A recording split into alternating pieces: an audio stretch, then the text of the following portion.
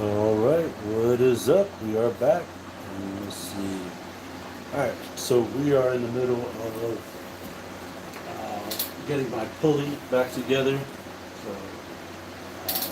It came with this really short rope. So the reason why I'm doing this right now is just because this rope is way too short. So I have some climbers rope. I forgot what the weight capacity on this is, but basically it's a hoist. So I'm just trying to get this going before I start working on stuff. So when I have to elevate it and get it to a higher level, I can just do that without straining my back and working on stuff and whatever the case may be. So anyway, how's your day looking? We just got back probably within the hour ago. Like my stomach from that Friday's feast has been tore up to the floor. So excuse me. So right now we're gonna work on the four-wheeler, and then probably the Halloween motorcycle. I have a whole bunch of parts here that we're about to get started. Make sure you smash that like button on the way in. Um, it's free. It takes less than a second to do, and all it does is help the YouTube algorithm find stuff. First things first, let me find my chalk block, which I don't know where it is. Let me look around for it really quick, because I don't want that four-wheeler rolling away on us. And I know it's around here somewhere. It might be underneath the four-wheeler.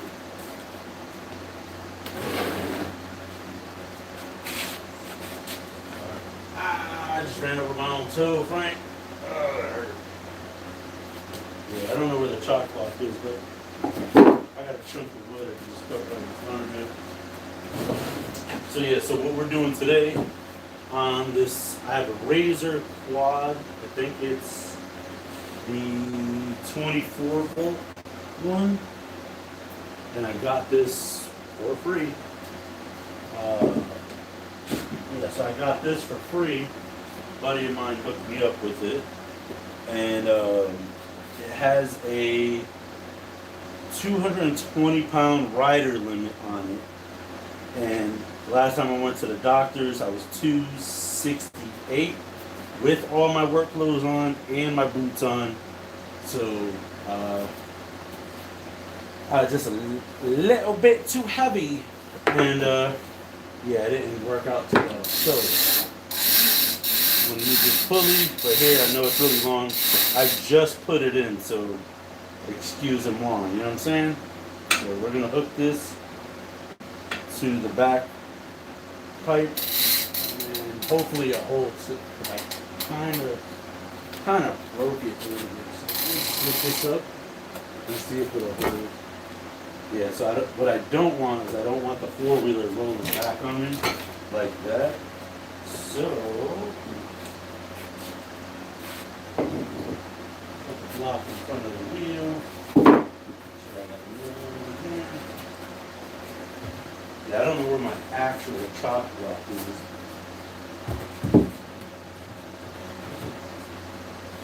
All I want it to do is just go straight up. I don't want it to roll back or deviate or anything like that. Let me fix the chat. Sorry, I forgot to fix the chat. There we go. All messages. Cool.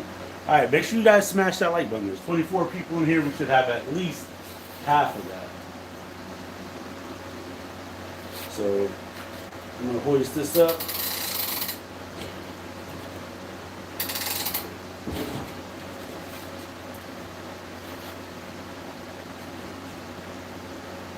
Yeah, there we go. That should be good.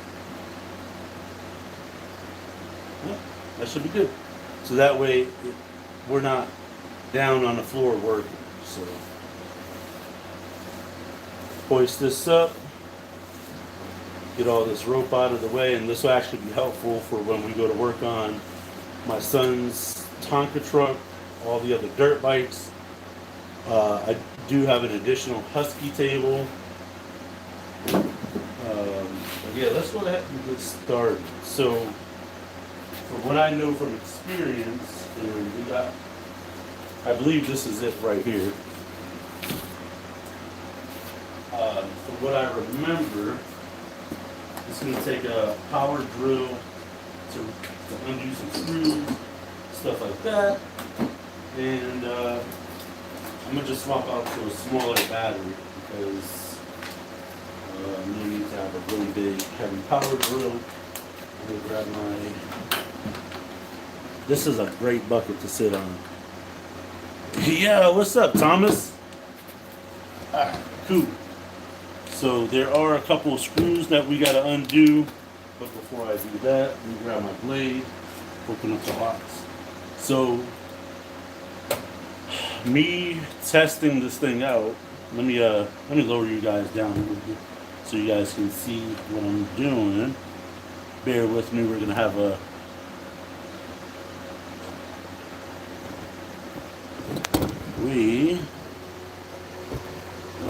there we go. Perfect. How's that angle? Better? Alright, so these are genuine razor parts. So I ordered from the actual razor website. I called them up, told them the issue I had and stuff like that. So the gear that, or the pinion that's on the motor, which is basically the drive gear, the teeth sheared off. Apparently I'm too heavy of a guy to be riding this. Like I said, it has a 220 pound weight limit. I'm 265. Yeah, I guess I'm just that heavy for it. So ended up shearing some of the teeth off of the drive gear. I know better for next time because what's going on, Scott? Welcome, Dimitri. Thomas Clark. Yeah, we are working on this. So basically, what I got to do is I got to remove the motor. So I went to go order. I wanted to order just a new gear for it or a new pinion for it, but they don't sell just the pinion. So I ended up having to buy a brand new motor for it, which kind of sucks, but not really, because then now I have a 24 volt motor that I could use on another project. What I'll do is I'll shave down one side and put my own drive gear on there. I just didn't want to do that for this when it has like a whole torque converter or like a speed thing, you know. I remind you of James Bond. Nice. That sound you guys hear in the background, that is the fan. It is extremely hot in my garage, so I got a fan in the window. So this should be a brand new motor with a brand new chain tensor, which it appears so, and the hardware. So, oh no, it came broke.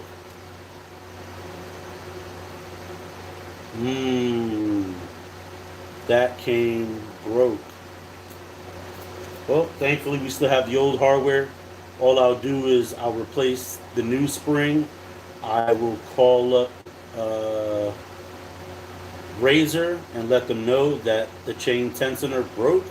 But that's the good thing about this, is like we already have one. And yeah, we're already going to be in here. So I'm trying to time it, and I want to be in and out of here. Oh, hardware. We got screws and the connector. Running for running. Yep. You willing to trade a motorcycle for a TT 230? Not really sure what that is.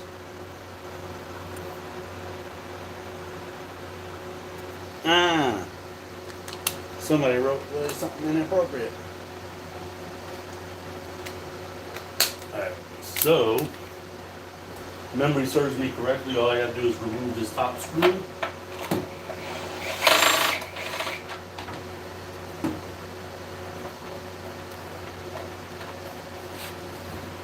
I believe. Or was it the bottom? Oh no. I gotta remove two screws down here.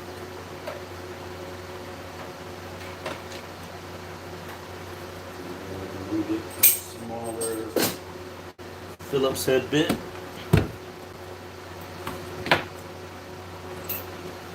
Because it is kind of a tight wedge in there.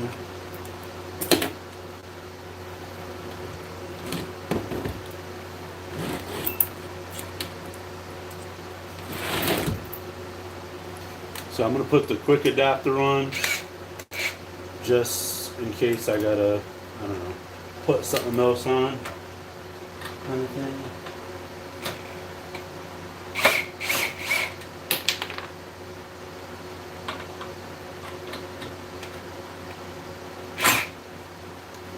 I'm going to take a quick adapter off because with that on there is too big to fit in there. Take that out. But yeah, so freaking strip it, dude. I don't know where that little screw went. That works.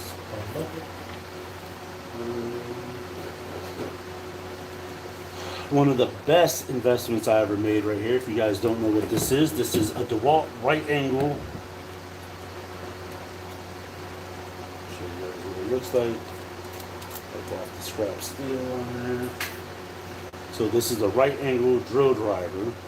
So you just take your regular screwdriver bit, put it in here, and then you attach this into the chuck on your drill.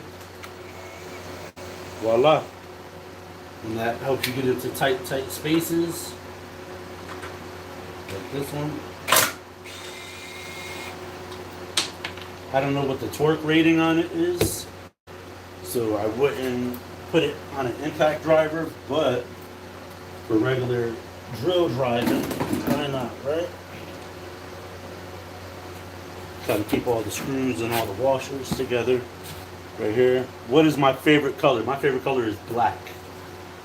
I love black everything.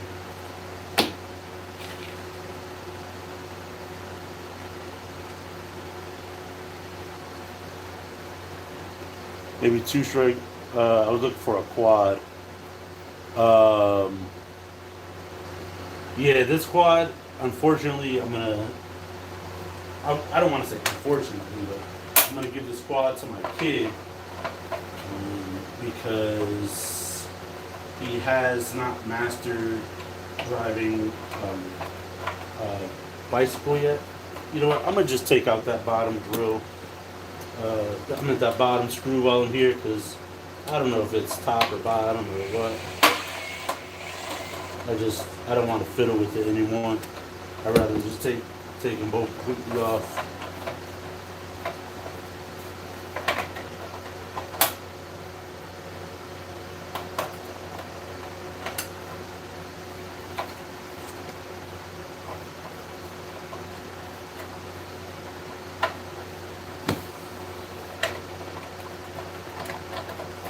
See, stuff like this aggravates me, makes me want to like just break it off.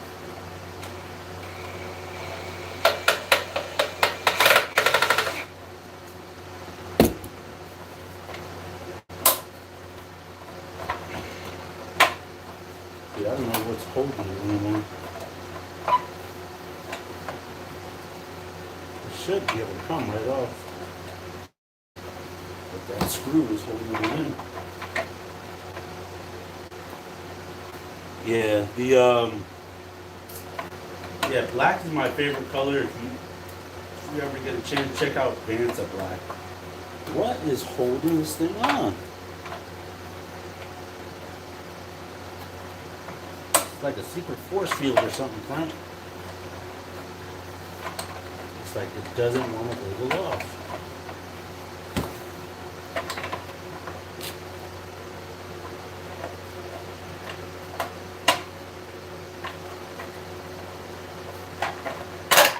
There we go. All right. So now that we got that there, looks like I need an Allen key.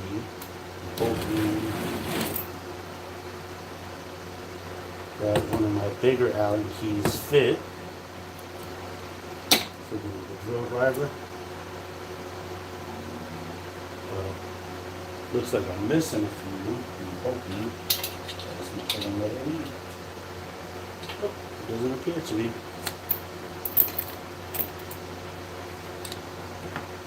Mise en place means everything in its place. I forgot what language it is.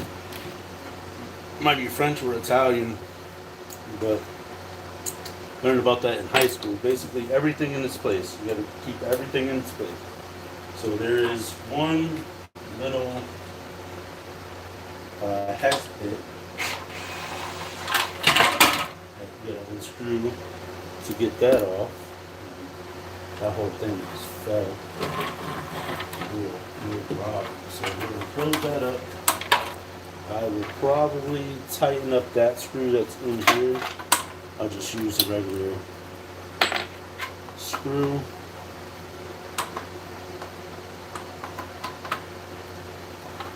You just tighten this because I don't want to lose that screw either.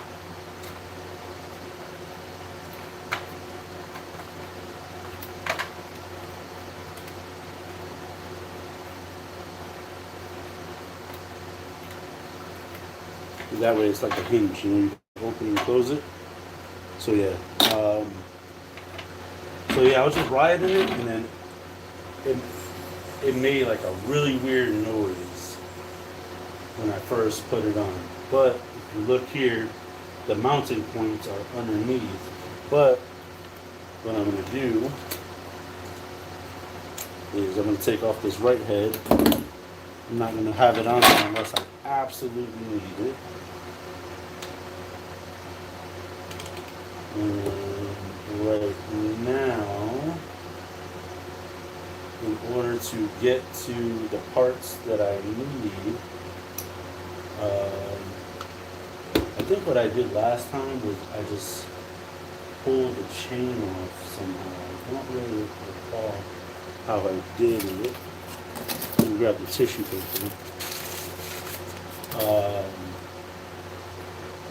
Yeah, I don't really recall how I did it. I don't know, I was just in turbo mode last time I was doing this. Let me see what kind of bolts these are. These feel like hex bits. There's 4 of them. And I might lift this up just a little bit taller for you guys and myself to see underneath.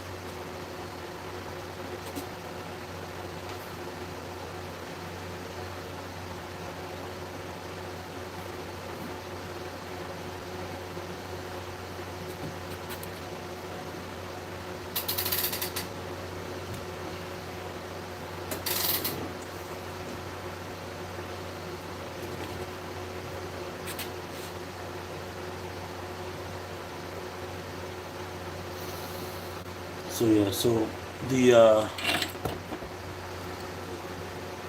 bits are right here. I don't know. I'm probably gonna put that on the impact.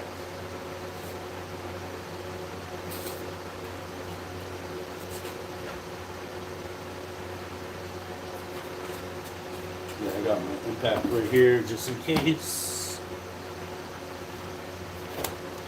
And something I've always wanted to do is take that bracket off. That thing is so annoying. I'll get that done really quick. There's only 2 screws. Because with that on there, you can't let it flat, which is really annoying. And then what I will do is I will grab a 4-amp battery, put that in, put in this driver bit just to give it more power.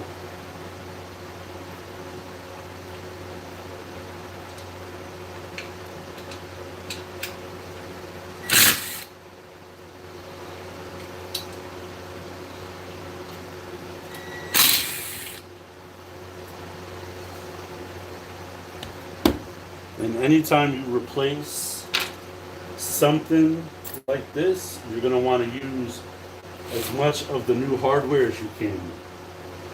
I learned that lesson from a time I went to go install a new DVD player at my my real biological dad's house, and I try to use the old RCA wires, just so that we didn't have to use the new ones. And for some reason, the new RCA wire, the old ones, didn't work. And I remember he was really upset with me because it wasn't working. But then I got it working, and put the new wires in, and everything was good. Everybody was happy. So we are going to just slide this whole unit off. Oh, first and foremost, let me disconnect the power wire.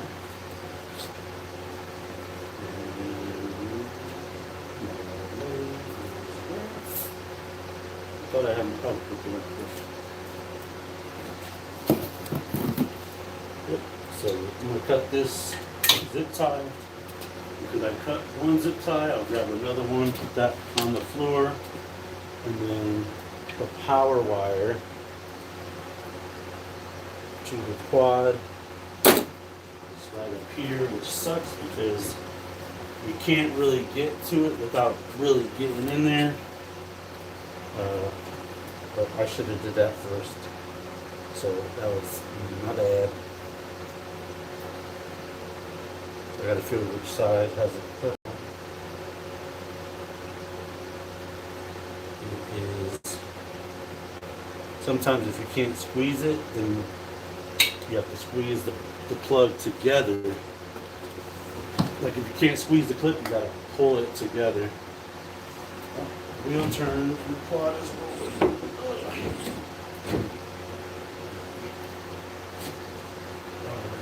So now slide this back. So now we're gonna. All right, no problem, Thomas. Appreciate it. Thank you for letting me know. So now we're gonna slide that whole unit back.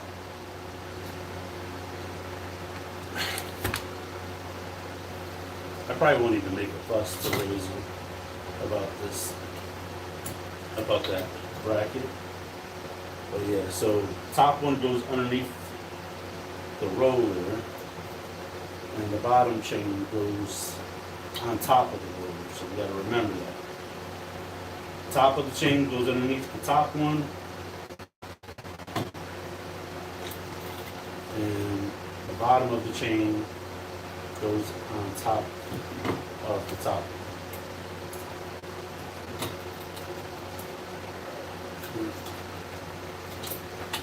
So here's the motor right here. I'm gonna put that right there for now because what do we got to do? Anybody remember? We actually got to take off the chain tensioner. If you look here, that spring is completely worn out. That's okay. The spring on the new one is good, but the chain tensioner is bad. So what we're gonna do is we're gonna take out these two bolts and we are going to we're gonna swap the chain tensioner. So if you see here how that is broken, that shouldn't look like that. That spring is still good. I just got to find a way to like open that spring up,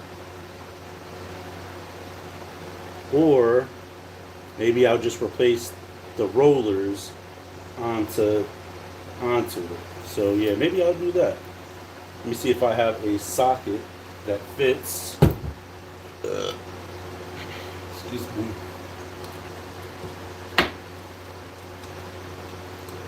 Too small. And I got my whole other set of sockets right over there. And too small again. But just by a fraction. So this is 3/8. So maybe, I assume it would be a half. So let me see if I can get a 1/2 inch socket.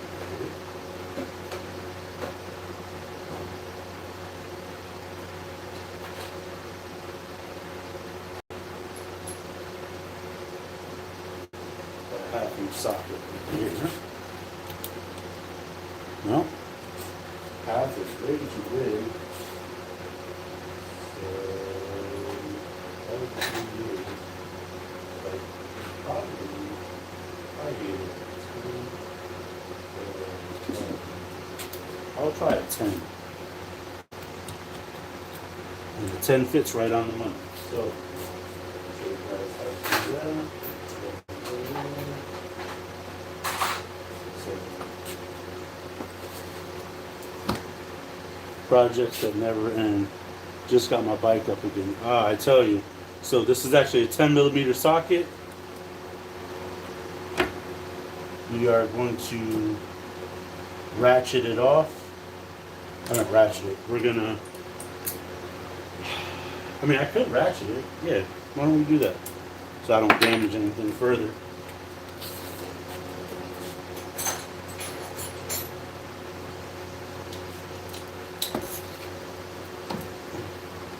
On a 1/4 inch socket. So we're going to take off. No, it's just moving. So I thought it fit like 12. Well, apparently it's not a 10.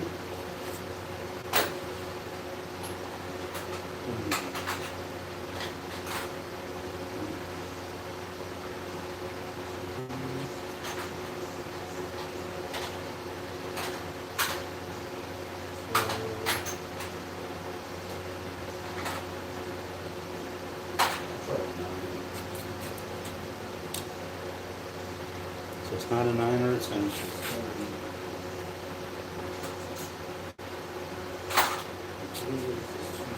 Which one side is up the other two?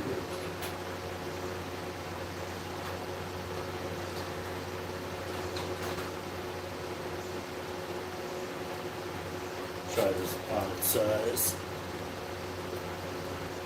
That fits. I mean, it got a little bit of play to it, but we'll give it a shot. So this size is a 13/32. We got a little bit of play, but I ain't got it all day. You know what I'm saying? All right, you're back, Thomas. Appreciate you letting me know. Let me scoot forward. All right, so yeah, so the size is 13/32. You know what? Before I take this one off, I want to take off the old one that we're going to use first. And the reason why I'm doing that is because once I take this off, oh, wait a minute. No, we're good because the spring is attached. We're getting, like I said, we want to use as much new hardware as we possibly can. So we're going to take the rollers off, toss that, and then we can still take the swing arms. Because we want to use as much new hardware as we can. So that way it's almost a brand new build. So yeah, we're still good.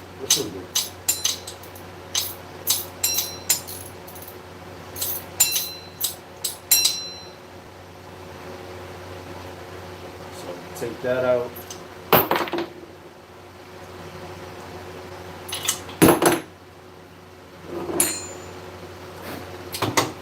And I hope you guys realize I am just doing this part just for entertainment purposes because I could have just used my drill to just rip that thing right out. So.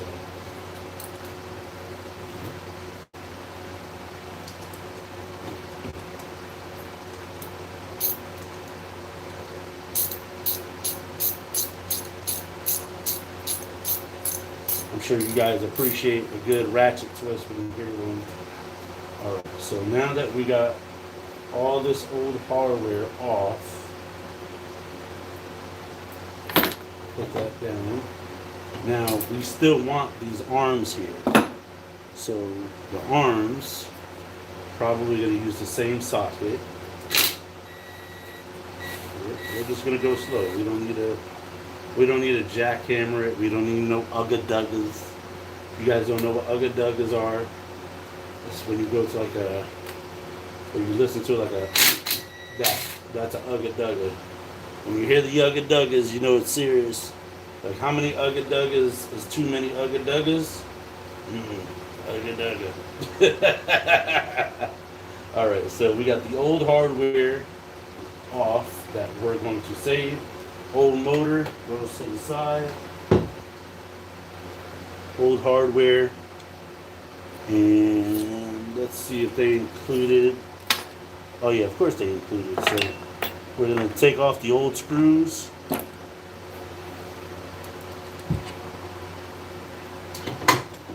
I'm thinking while we got this here, we might as well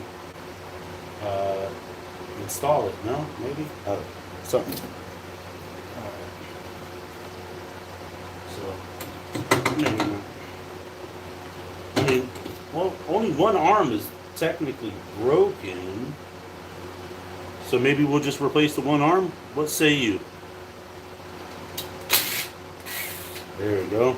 Oh, that came out nice and smooth. Like, so smooth. Alright, so maybe we'll just replace one arm. Or like, you know, and I don't know.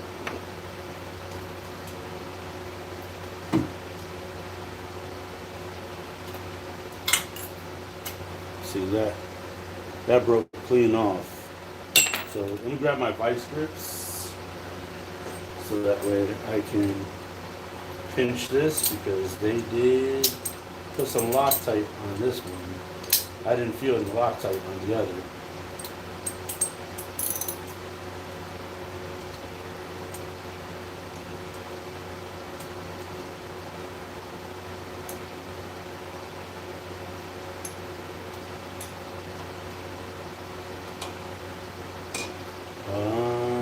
So this isn't working on the Loctite one, so I gotta get the appropriate size for the pipe. So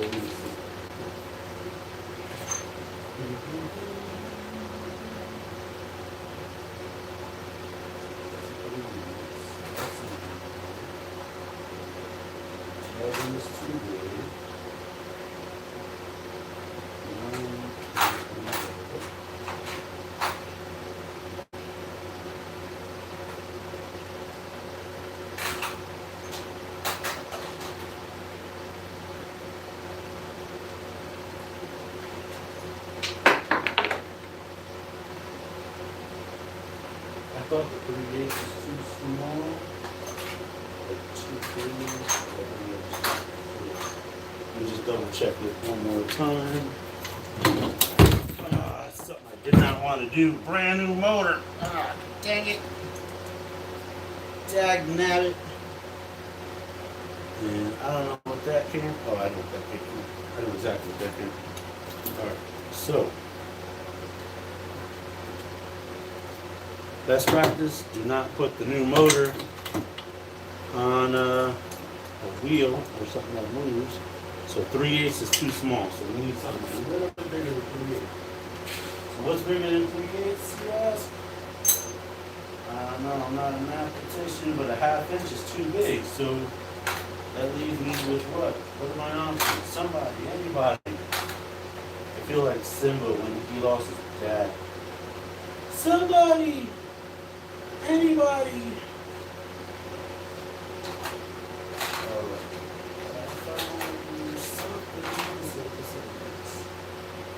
Five, 16. That looks like way too small. Running out of options here, Franco. That's way too small. And that's too small. But this is just, it's a 9, and a 10 is too small too. So what in the carnation is going on around here? I'm gonna spend more time looking for the right size sockets than I am gonna fix the dang thing. And it just, you know, I've always wondered in this socket kit, what socket could I possibly be missing, right? Today we might find out. Today I might have to put all projects to a screeching halt because me and my tools are inadequate. And me as a mechanic, me as your fellow American, 11:30 seconds, that's no good.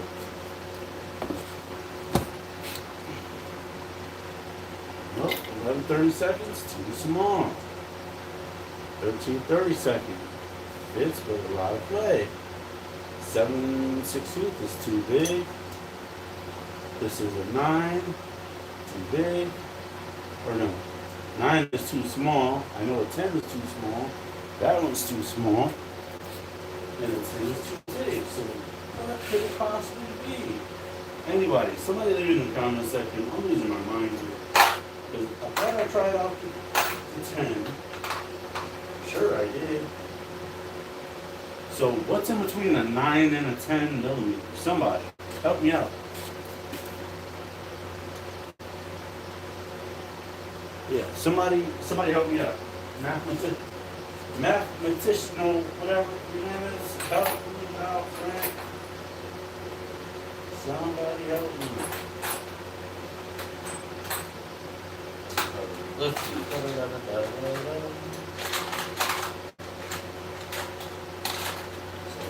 Somebody Google what's in between a 9 and a 10 millimeter. Guys, that might not have it. That might not have the size that I need. 12.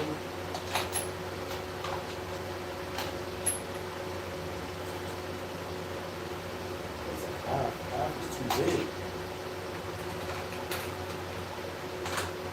It's 10. I'm going to just get a handful of the rest of the sockets and just mosey on over. Anything that I know for sure possibly fit. Mosey on over. If that doesn't fit, that's going to I don't have my adjustable divider. Dang, that sucks. I'm not going to use a pair of pliers anymore.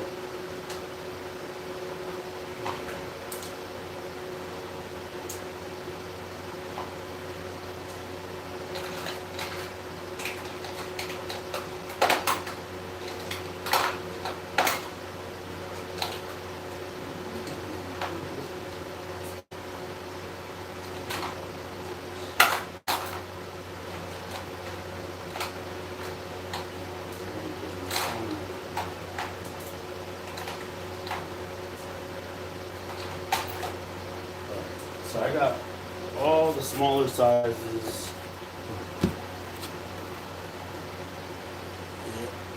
Yes, Molly. Yep, you're right. That's me. Big back Mike. That's me. That's what I do. I'm just out here big backing. Every time I move, see? I mean, it fits, but there's some play. 13:30 seconds. I know an 8 is too small. Let's see what this one is. 3/8. Too small. 8, too small. This is way too big. 7/16, too big.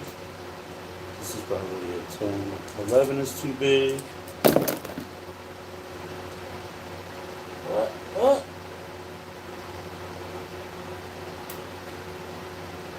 I mean, guys, this 3/8 kind of fits. I'm not even gonna lie. We'll try this 9. 9 is too small, but the 3/8 kind of fits. I'm not even gonna lie. It fits. I'm sure if I hit it with a hammer, it'll fit right on there, Frank. What say you? We'll hold on to that 3/8 because it's the only one that got some bite to it. That's an 11. I know that's too big. We try one of these two bad boys. I'm sure that's way too small. Way too small. Too small. It might be the only socket that I don't want. Too small. Too big. Alright, so it looks like this one might be the only one that actually fits. So, oh, yeah, from the ratchet. Right. So the 3/8, I might have to like tap it on there. I don't know what else to do.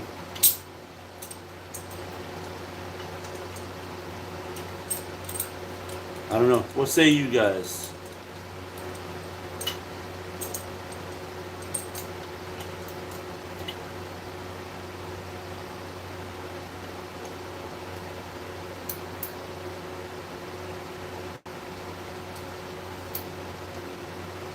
Yeah.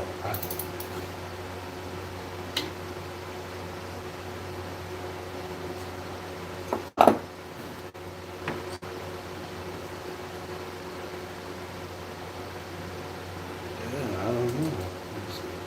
7/16 is too big. Yeah, I don't. Guys, what is in between a 3/8 and a half?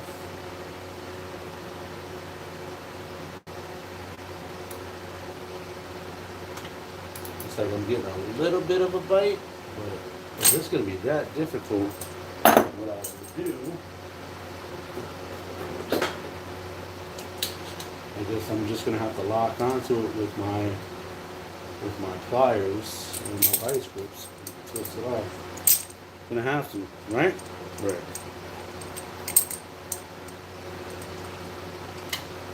So I got my big Milwaukee vice grips, which are probably overkill for this. I got my pliers.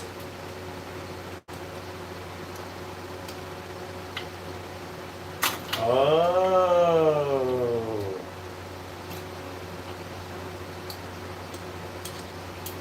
It's the back that's stripping out.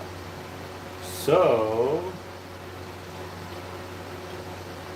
they put Loctite on the back. You know what? I'm not even gonna fool with it, right? Because what's gonna happen, I'm gonna end up wasting my time on that plastic. And what I'm gonna do is I'm gonna do what I said I was gonna do in the first place. And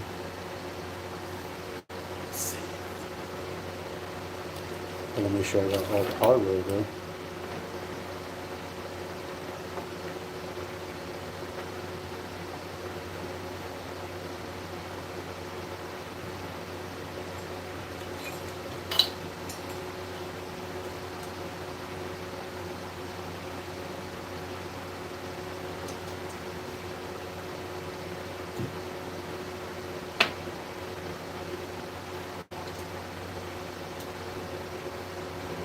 Fits in there. So now what I'm going to do is I gotta find the pieces for this, which is here.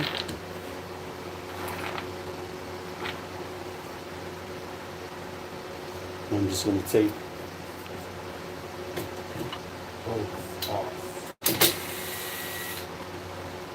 and just put new hardware on, take the springs off. Which that's going to be interesting because I don't know how. That kind of sucks. I don't even know why. Yeah, I'm going to have to just pry this off. See that? I'm going to have to blow torch it, melt it, and then pull it off that way.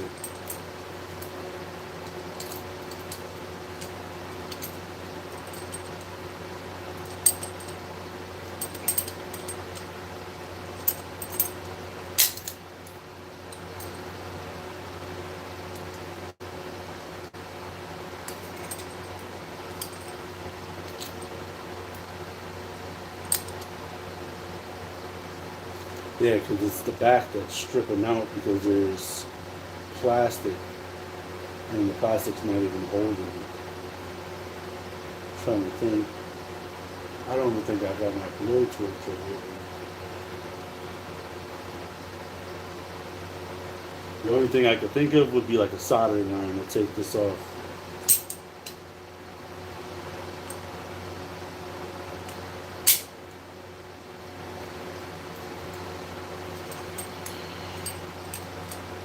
See how like a simple project just turned into like that overnight thing. This is so aggravating.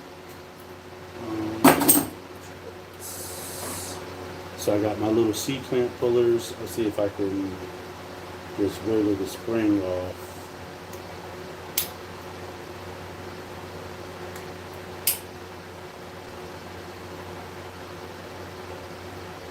See if I could just wiggle that off.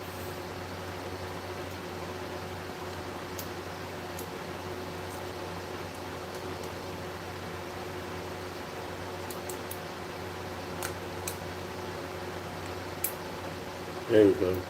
Got one of the rollers off. Because, like I said, we want to keep this spring and maybe use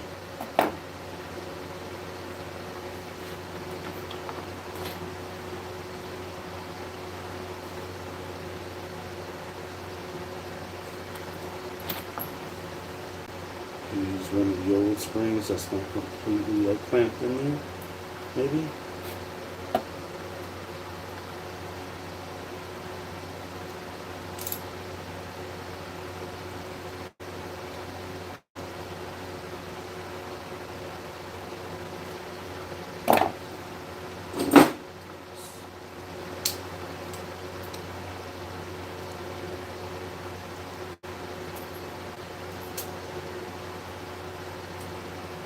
There we go, got it.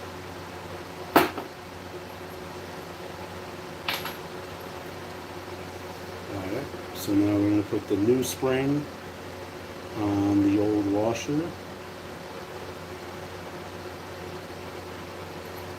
Yo, what's up, Tony? Long time, man. Alright, so we got one chain tensioner right here. Make sure you guys smash that like button as soon as you come in. Sorry, this has been a process.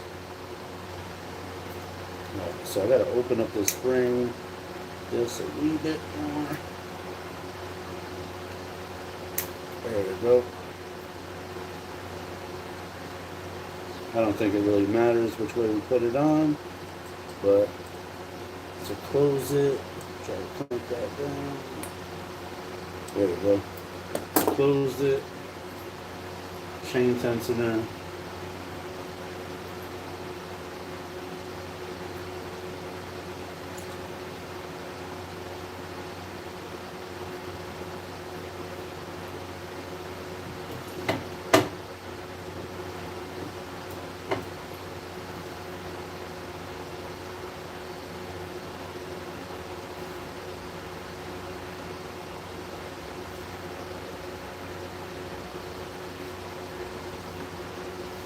Got the new hardware right here.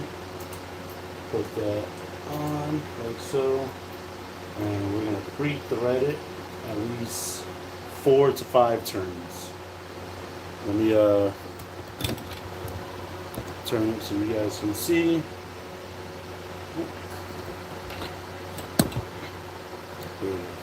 So we're going to twist it about 4 to 5 turns before we tighten it up.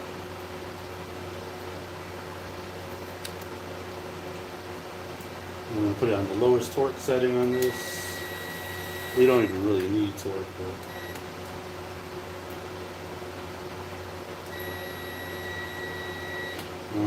let me double check that. That's actually might not be the right screw. Let me just double check that really quick before I get ahead of myself.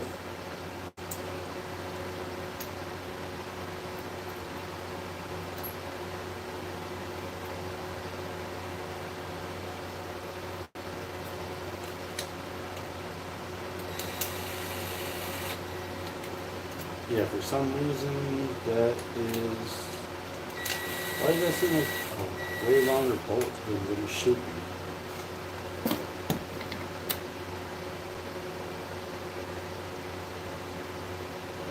I'm pretty sure that's it.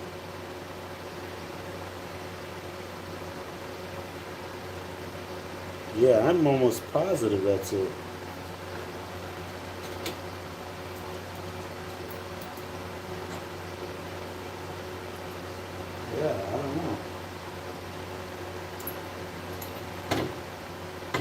I am almost positive that's it, guys.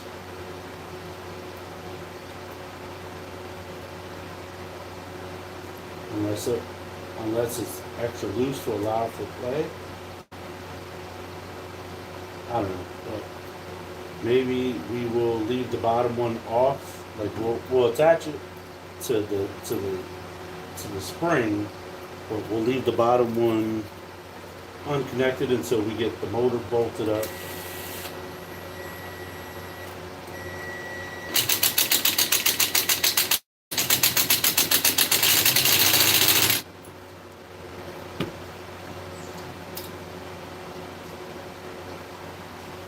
Yeah, I don't think it was supposed to be all the way tight, but yeah.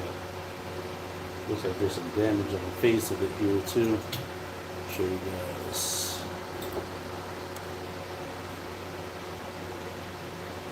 The grip is too long.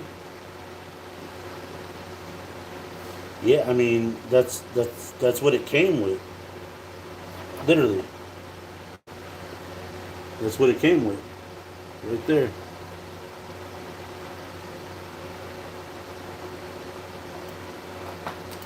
See, it goes right inside that, right there. Oh, hold on, there's some additional hardware here, Frank, I think. Good call, good call. Oh yeah, there's some additional hardware. Oh, gotta get that off. Oh, very good call, guys. Very good call. There was one. Oh, very nice. All right, you guys are the freaking mans.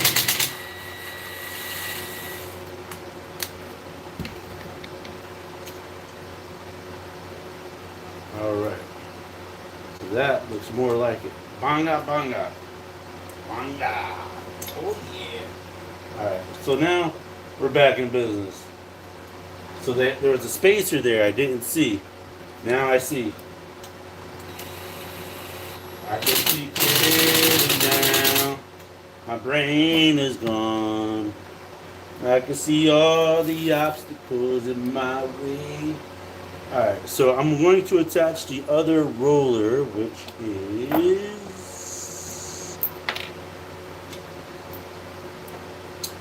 right here.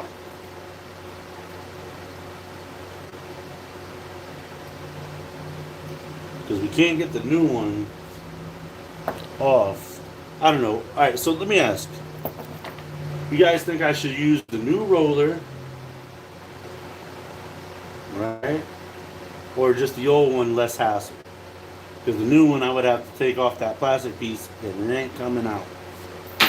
Oh, no. This one, all I got to do, boss, is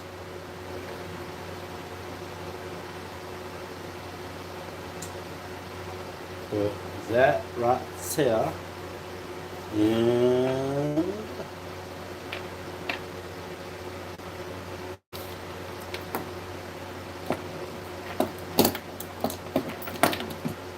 I don't remember seeing the little tiny nuts that went on the back of this, which is kind of unfortunate.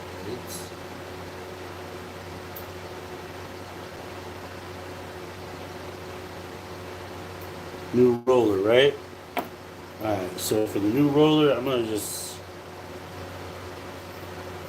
I don't know how I'm gonna get this off now, which sucks because I already put the new tab on. Oh, that sucks. That's right.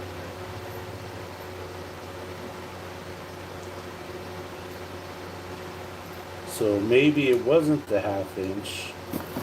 Maybe it was a half inch. I'm sure I got a half inch in there.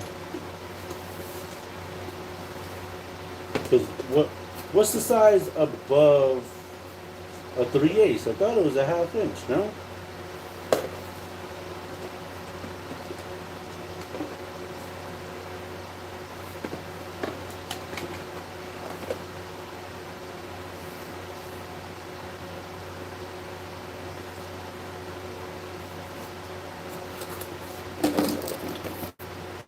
Wasn't a 3/8 bigger and was smaller than a 1/2 inch?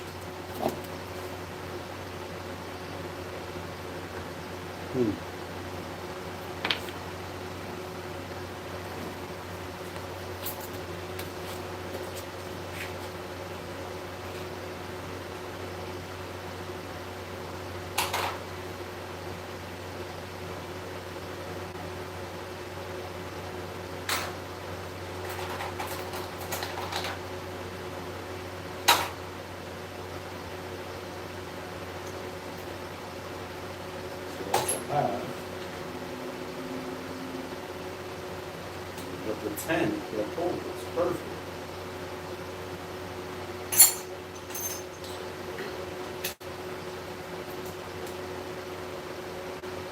So the 10 holds perfect. But it's the back 1/2 inch or 13. Yeah, no, it was a 3/8 barely fit. The 10 fits nice and snug, but I just remembered that it's the plastic piece. There's the little bugger right there. Ugh. But you guys said use a new roller, so I'm wondering if I take, hear me out on this one. If I take my 10 millimeter on a drill, put it here, this is the new roller by the way, and then pinch that plastic as hard as I can so that it grips on that. There's a nut with a locking washer on it. With a nut with Loctite on it. I'm sorry. With a nut with Loctite on it. I'm losing my bearings here, Frank. Literally and figuratively. With a nut. Let me push you guys right here. So the back piece has a nut with locking threads. So I'm thinking the 10 millimeter fits, but I thought it was stripping out, but it's only stripping out on the back side. But let's see.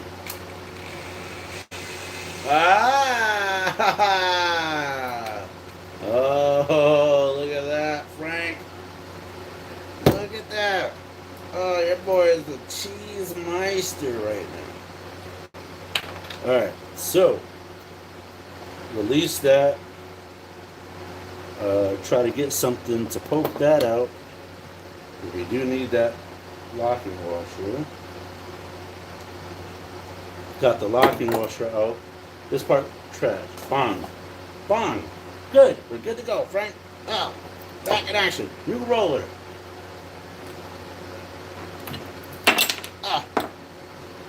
Alright. So, here's the old one, because remember, the new one broke. So, new roller on the old arm with the locking washer. Thread it on there. Give it a couple little fizzy spins. Bang. New roller. Old arm. Let's go. Where's Lieutenant Dan when you need him? Alright, cool. So, now, crap. Forgot a part. Gotta take this off. Forgot. Good thing we didn't overcrank it, right? Where's Soldier Boy when you need him? Not here in this live chat. Alright, so new roller. We forgot the spring thing, my bob, on the new arm, my bob. And we'll thread this on so we don't lose the my bob. And snug that up really quick, just to do like a mock-up really quick. Make sure like I'm not spinning the spring the way it's not supposed to be sprung. Cool. Now that that's in there, perfect. New hardware. All right. So new hardware, right? We don't want to use the old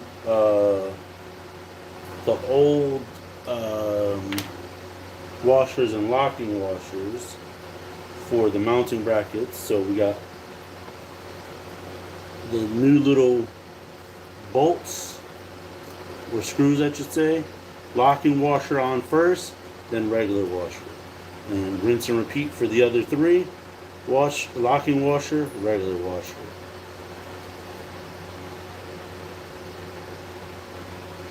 Locking washer, regular washer, and don't lose the new hardware. That's step 4. Alright. Last one. Screw or bolt, whatever. Locking washer, regular washer, voila. Alright, cool. So now we are going to line up the holes and line up the motor. We are going to install them diagonally, so that way if one of the holes don't line up or something or other, something's funky, something's a little off, we will be the first to know about it.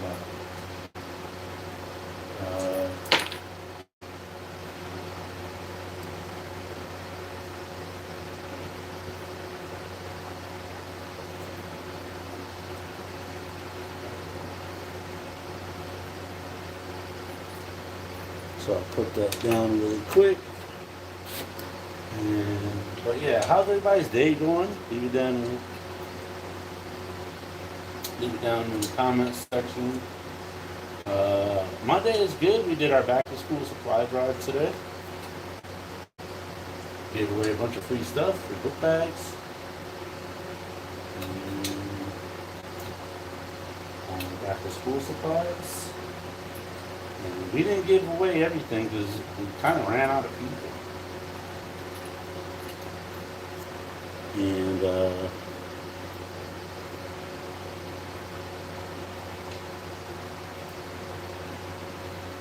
have to find someone else to give it to. I'm going to do the back screw. It should be around here somewhere. Right there. Find the hole. Pull that up. Kind of screw them in as much as you can, you know.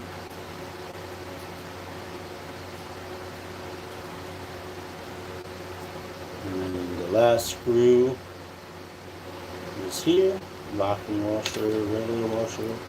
I'm saying that because it fell off. So yeah, so we got the locking washer, regular washer. But yeah, so we had a good time today. And my kid was out there playing with some other kids. And we went to the Live Friday's feast, which, by the way, my stomach is still bugging me. I think the food was good, but my stomach is still bugging me. Alright, so what, you guys think I should put some Loctite on there? No, I got locking water. It should be okay.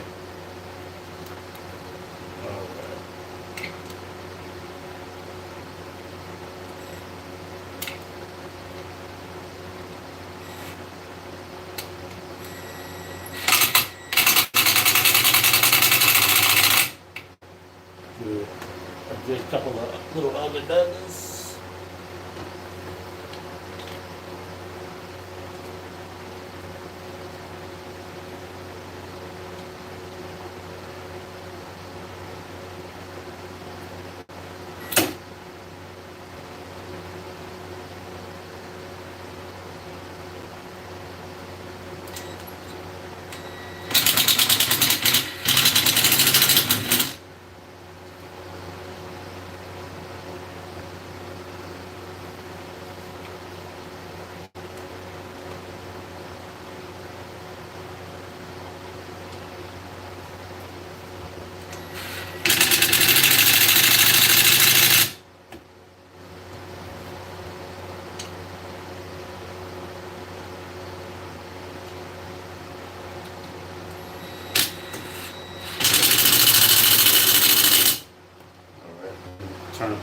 little bit on this.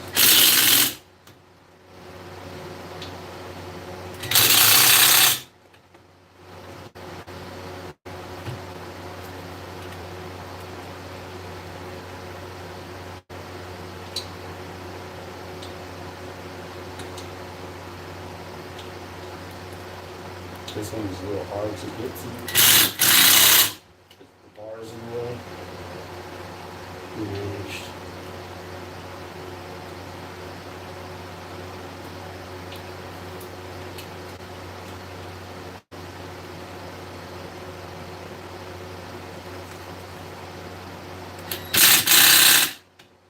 Alright, motor's mounted.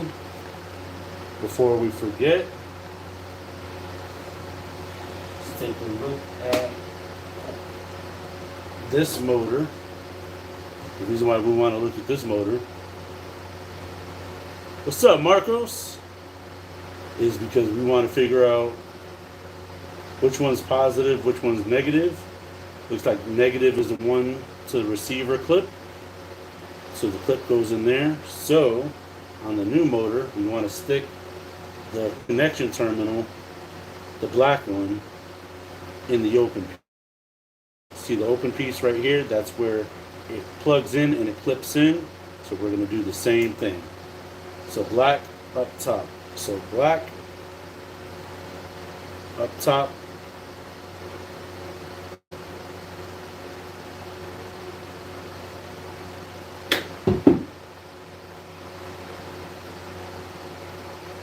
So black. Put that in.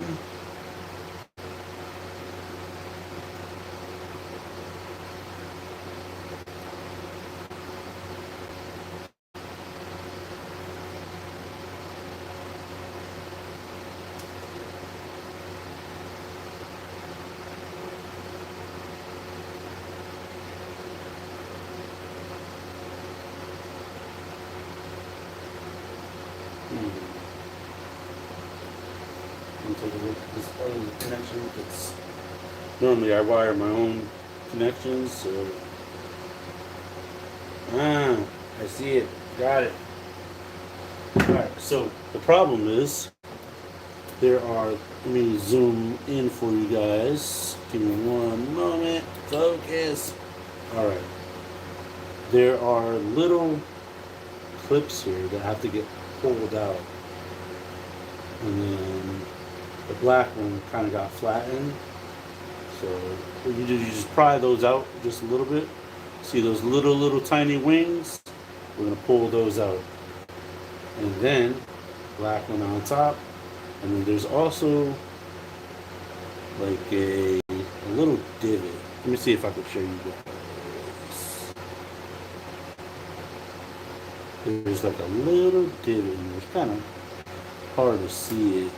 See that light super exposing, but there's, I don't know, there's like a little divot in there. It locks up against that.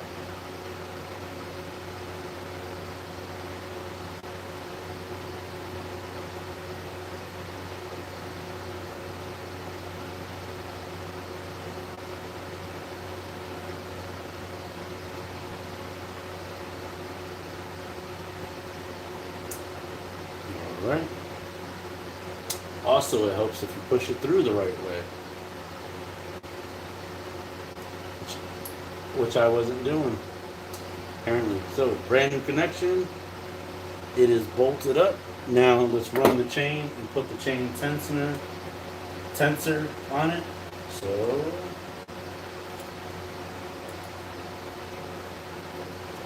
the way we do that. Put the chain.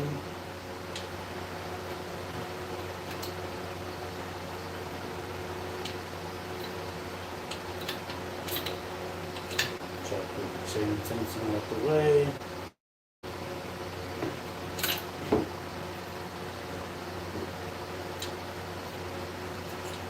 Try to do it forward. Normally that's how I do it on the ice cream.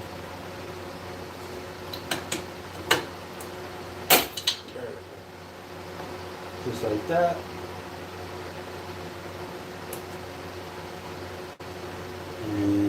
looks like we gotta loosen this here. Or no, we actually put that piece on wrong. Got it. So the chain tensor.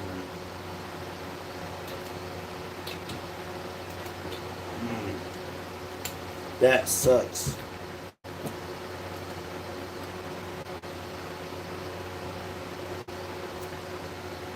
Alright, so again, we're gonna use our right angle.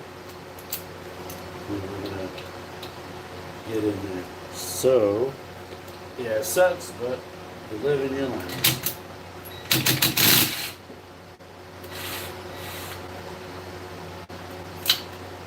Alright, and I'll show you what I did wrong. So, this piece right here, the spacer actually goes in the back. Bolt in front, spacer in the back.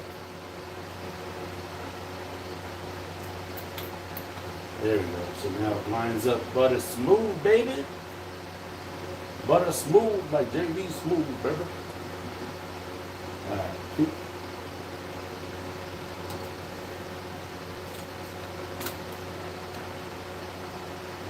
Slow one.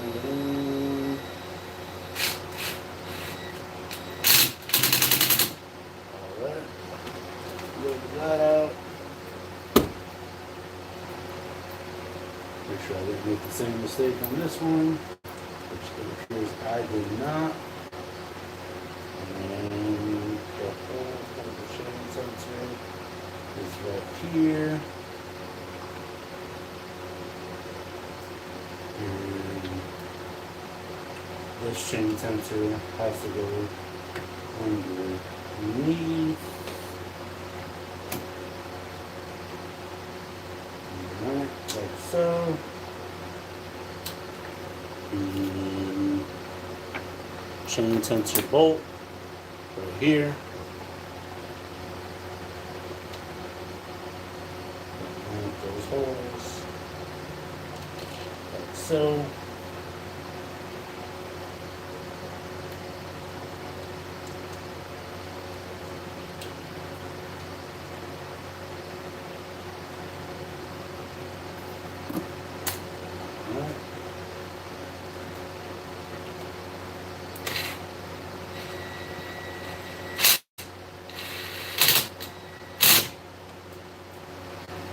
Alright, chain sensor is on, the hardware is on.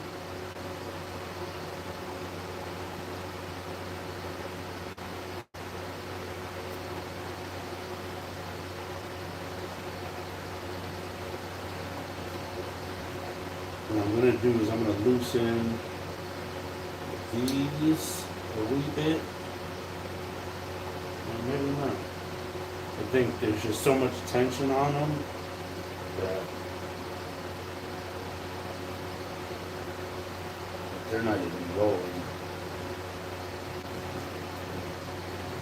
I guess as long as they can roll, that's the point, right?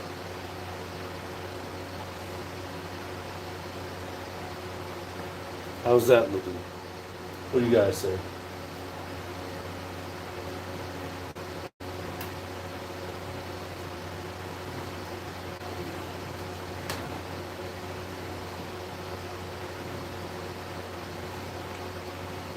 Alright, so now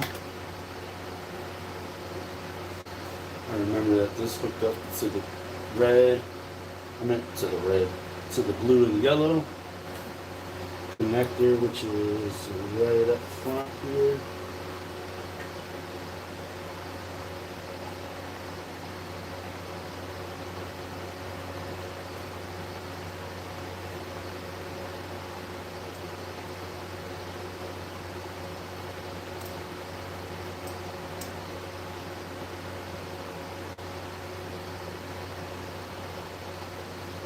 Yeah, almost got it.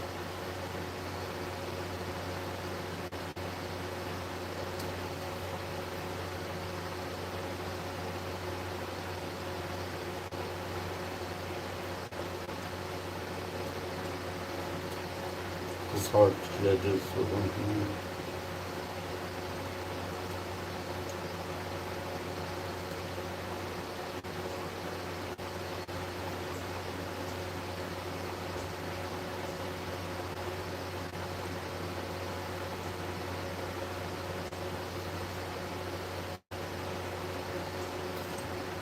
So it's going in, it's just not clicking. Let me see.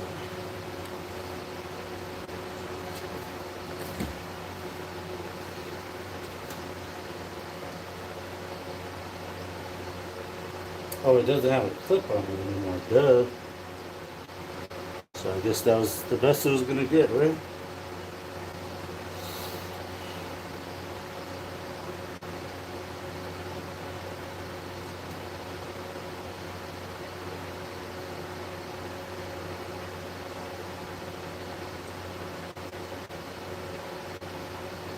Alright, so if that's the case, then what I don't want to do is leave that out there and exposed like that.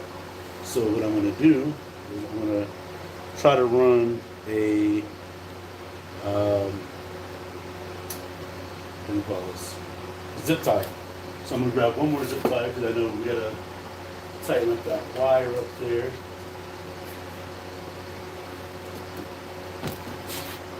Because we want to attach the wire to the frame. But yeah. Actually, let me see if I can push this up just a little more.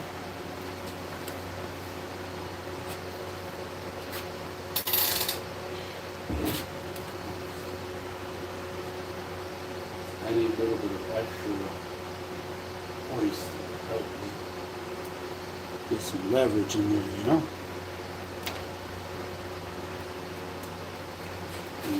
Excuse me, so for a second.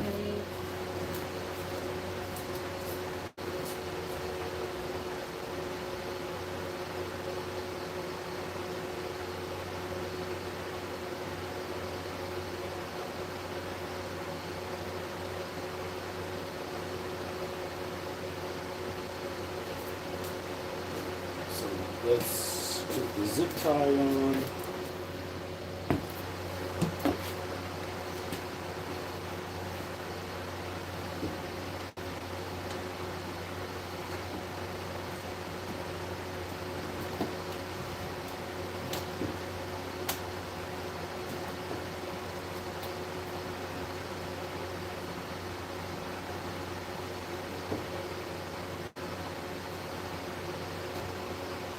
I got it through one set. Putting it through the other set. Through the blue, red, and black rings. Putting it through.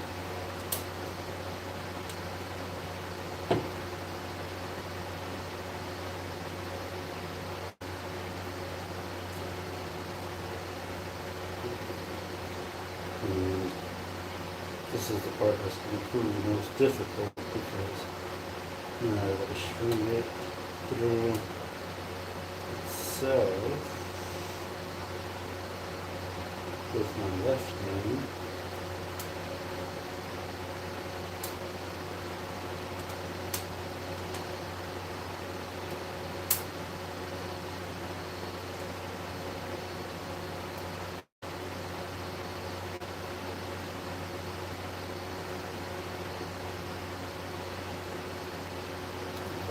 I got it through.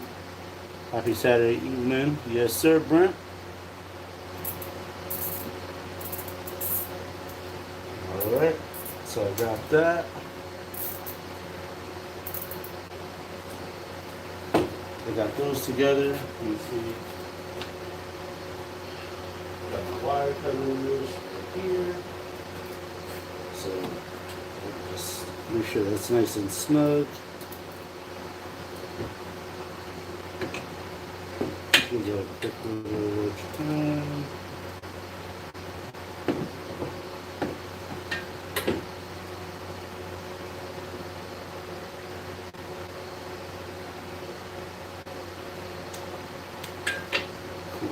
And the other zip tie right here. I'm just going to tie it off here. And a super difficult location.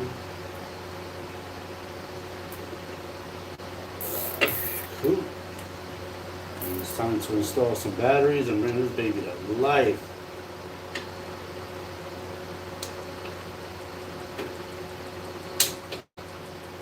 There we go.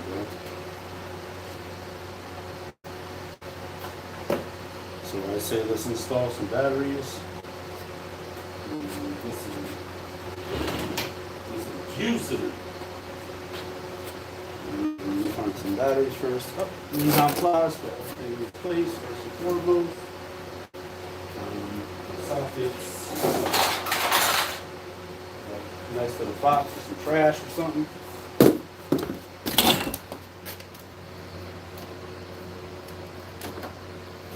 Got a couple of these batteries. And we should be able to just lower her down real quick.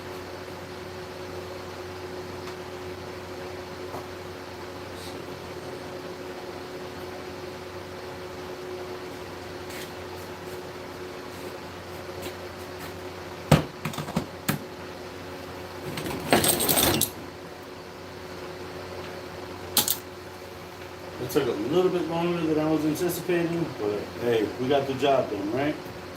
Got it done. Alright, so now I'm going to lower it back down because the battery compartment's in the front and it's kind of awkward if I got that all the way up. So,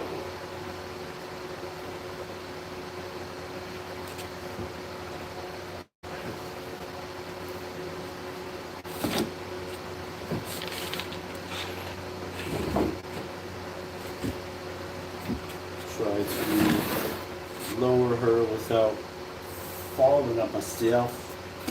I had to take this hoist thing apart earlier. Of course, it's not going to lower.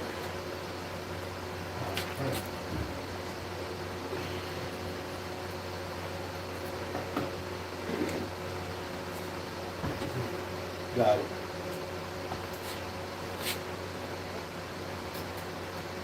And of course, without any tension on it, put it lower. She's legit. Alright. So now what I'll do is I'll turn it around for you guys.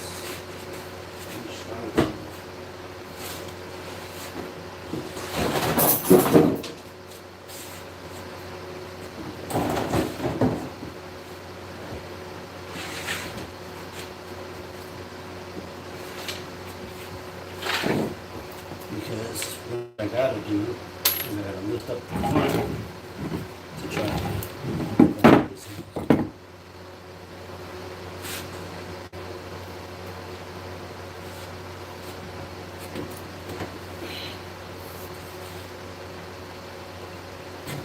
So now the batteries go in there. And let me get a quick connect kit, which I know I have some here. I'm not sure what I put on. I know I got some. Okay.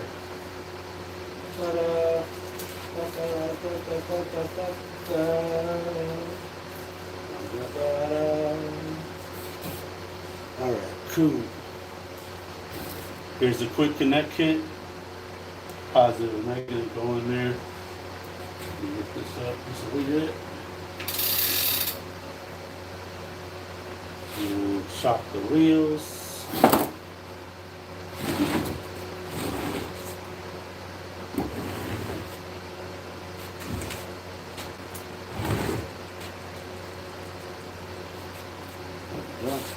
So I can climb under it safely.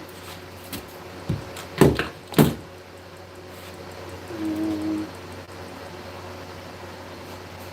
get another zip tie. Whatever. Alright, so I wonder if at this angle you're able to see. Maybe not. I'll raise you guys up really quick.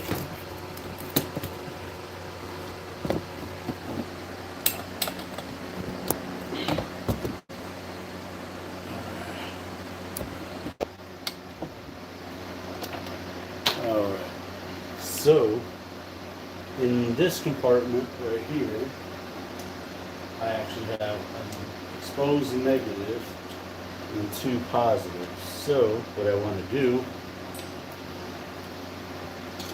and also a couple of wires, so what I want to do is take the wire nut off of that. And the purpose for that was because this unit is 24 volts, the only way I can get, what's going on, Jay?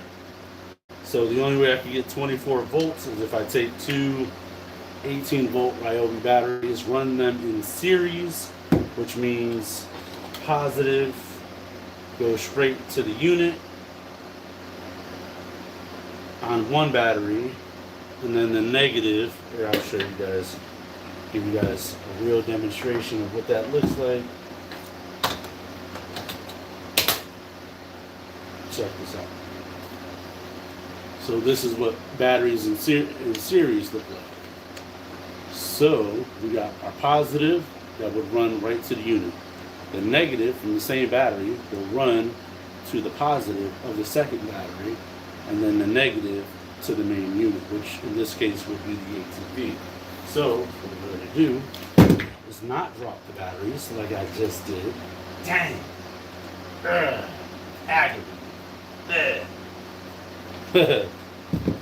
So we're going to install those, but before we do, we got a quick connect, and I wonder, maybe I should just lower this all together and see if you guys can see it better. I want you guys to be able to see it.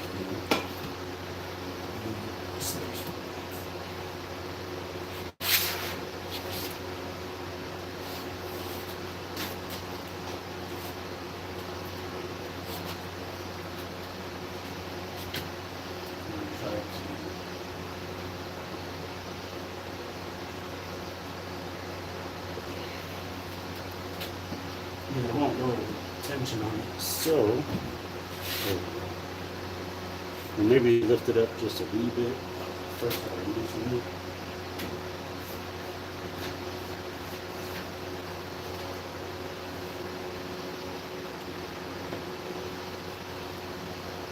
Alright, let's see. At what point will you guys ever see it?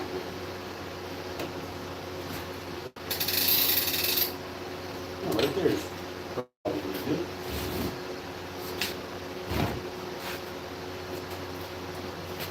You guys can see that, right? Yeah, I think so. Alright.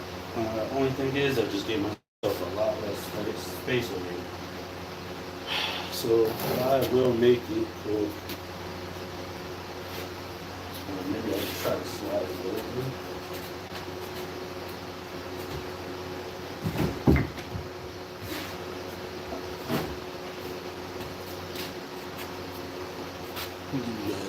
Quick little twist. Alright, cool. Alright, so quick disconnect right here. So quick disconnect, we got orange, blue, orange, blue. So I'm just going to use blue for negative, orange for positive, and put that right on these wires. Let me see. I can get you guys in a little bit closer. Just a wee bit closer is all I need. A wee bit closer is all I need, mate. It's going to be a little difficult to see.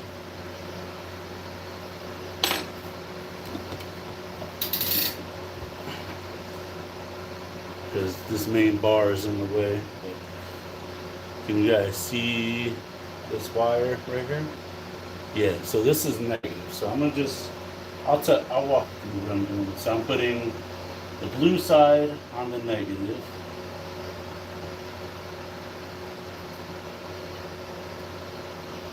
And I'm gonna close that off.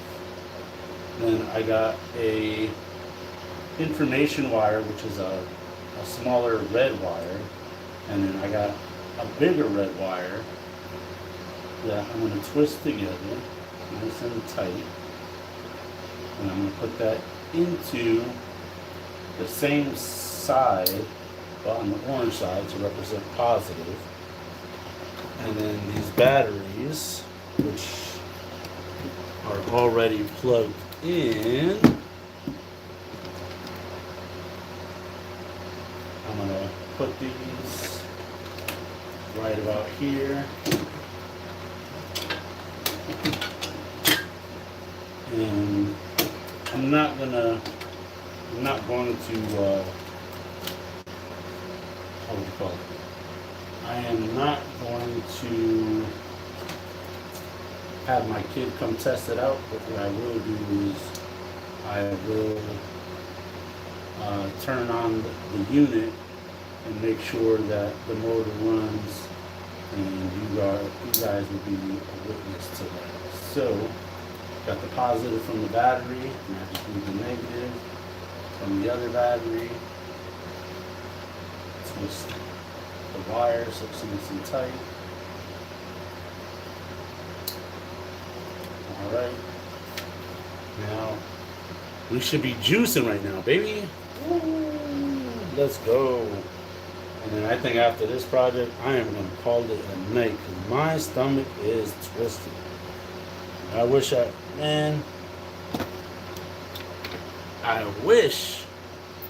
my stomach wasn't hurting. But my stomach is toe up from the flow up right now. It was all that cheese from the last Friday's feast. Alright. Clean up as we go really quick. Broken piece over there. This.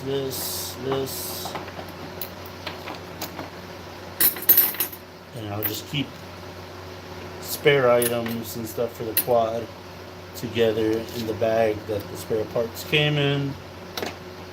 Old rollers. Who knows? I might be able to use that roller for something else. So, what I'm going to do, as crazy as it sounds, I'm actually going to spin the quad around one more time, but because I'm doing this for you guys just to demonstrate that it works. Or at least, if it doesn't work, figure out why it doesn't work, besides me dropping the motor. So let's go ahead and do that now.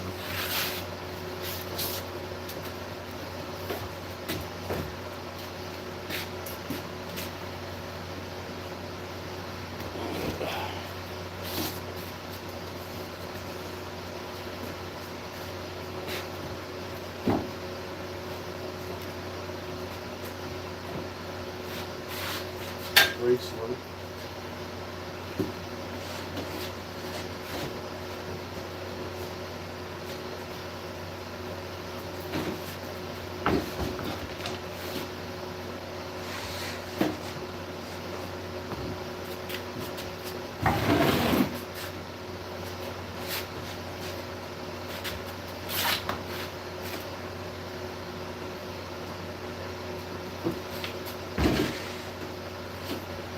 So we don't gotta lift it up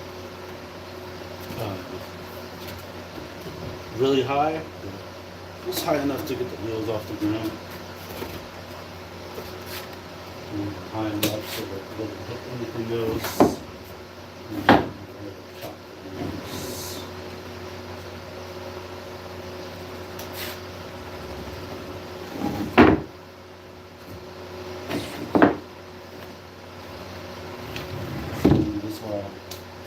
This is why you should have your actual chock block, because now it's sliding, right?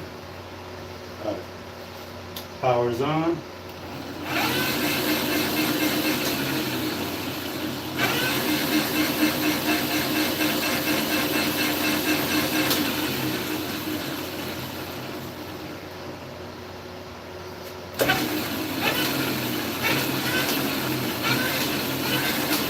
So this is a 36 or like a 40 volt compared to a 24 volt, which would run way slower than that.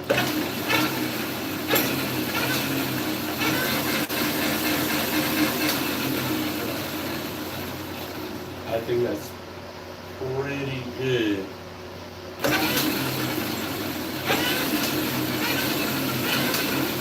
I think that's pretty good speed for a 3-year-old. What do you guys think? really good speed for a 3-year-old. But yeah, I will answer any questions right now while I am buttoning up this, because what I gotta do now is I'm gonna cut the power. I'll leave the batteries in there just in case my kid wants to ride it tomorrow. And we gotta put on this chain cover. So, if you guys remember, I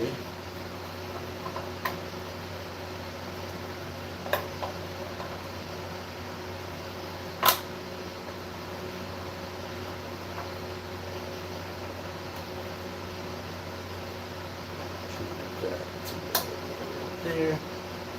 So I left this screw intentionally on right here. Let me move that away for you. I left this hinge screw on. So now we're going to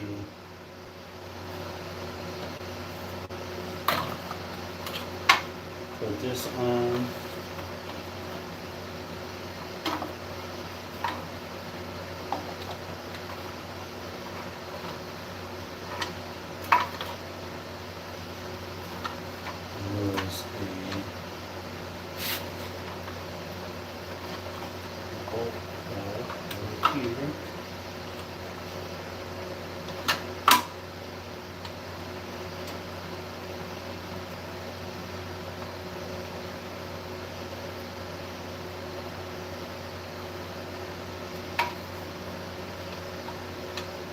Yeah, there's a little bolt hole right here.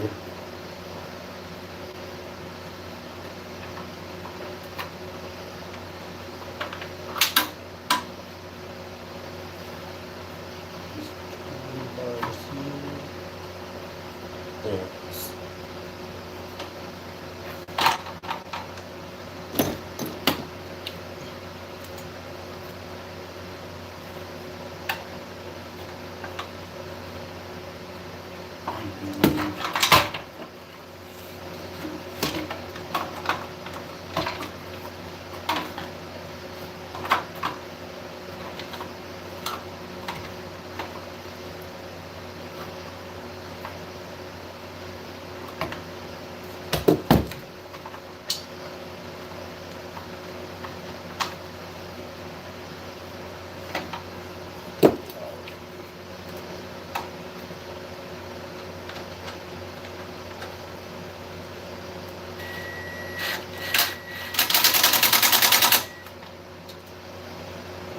So no need to torque it, but you got it, use it right.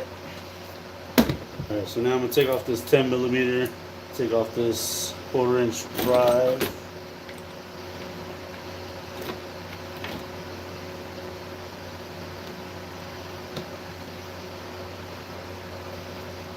Throw that. Put my Phillips head bit on right now because there were 2 screws that held that in place. These little black screws right here. We're going to fold this back over.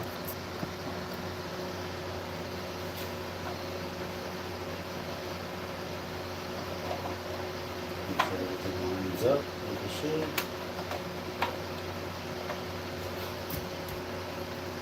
And 2 screws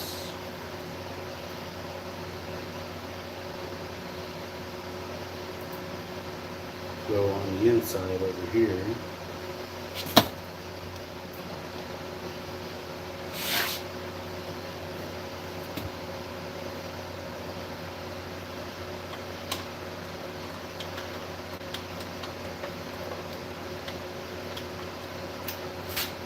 Before it closes, open it, make sure it lines up.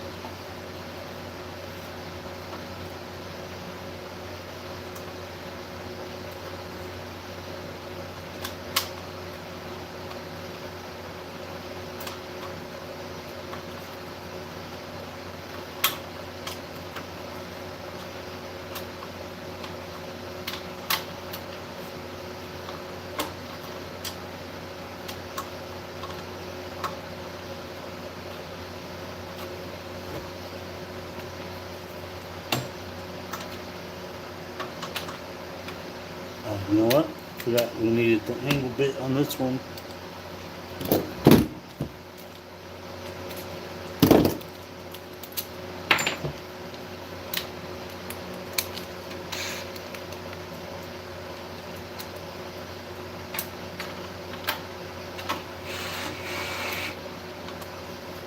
Alright, so that's one screw. Close that up. Snap that back together. Just make sure I have the parts go where they need to go. Make sure it lines up. And then the other screw goes right here on the top. Should just screw right in. But yeah, if anybody has any questions about any of this, let me know.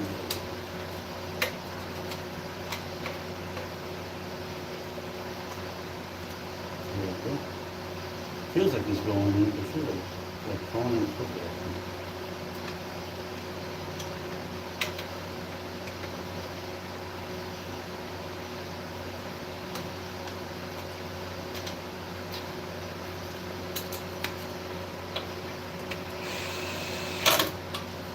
Alright, so that's nice and snug.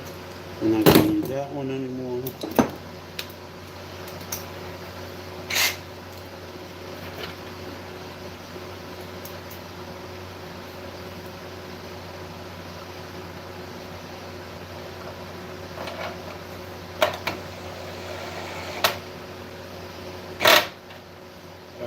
Now what I'm going to do,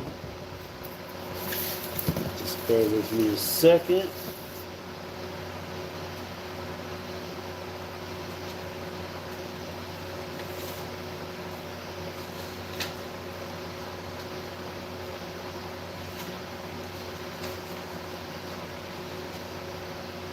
Oh, they don't even have it on here.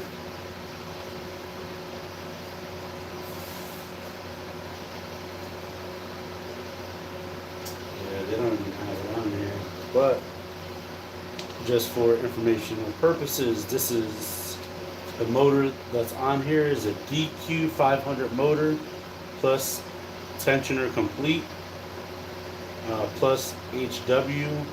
I'm not really sure what that means.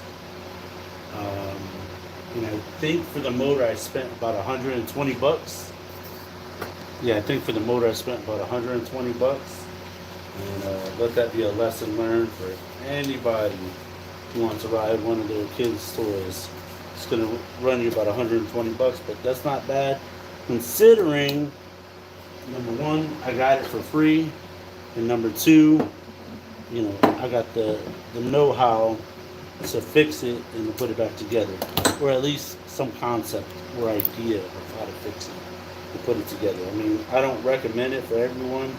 It's kind of like one of those things where you kind of got to be in your wheelhouse to really dilly and dally with that kind of stuff. But hey, if it's in your wheelhouse, then go for it. So that's why it's very important that you.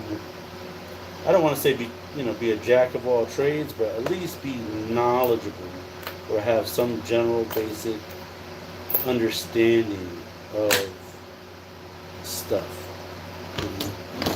But the tools that I needed for this was an impact gun, a regular drill driver. This comes in handy. A DeWalt right angle drill driver. I'm not sure if this is impact rated, but this is really nifty. Oh, look at that! I didn't even know it came apart. Look at that. Oh, man. If I would have knew that, man, we would have been in business. DeWalt, I love it. Look how easy that. Look at that. You learn something new every day. Look at that. So, I think this alone was like 20 bucks. But yeah, you're going to need a 10 millimeter. You're going to need a 1/4 inch drive. And definitely some know-how. But yeah, I am going to get cleaned up here. I really don't feel good. My stomach still hurts from that Friday's feast.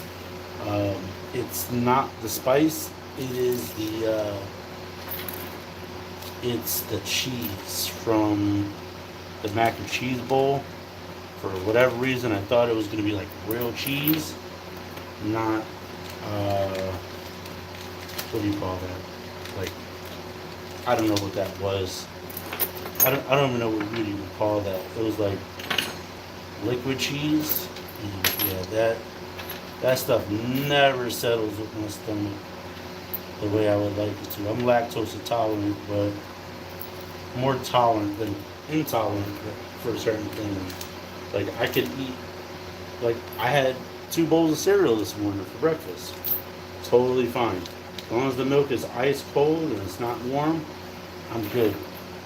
You know, I drink coffee in the morning for breakfast. That's made with milk or cream or light cream or something, and still good. But you give me some cheese, some liquid cheese. Oh man, yeah. Oh, Cash, you should have saw that Friday's feast. I was dying a slow death. I was dying a real slow death. But the food was good. Don't get me wrong. But, and I liked it. It just didn't like me.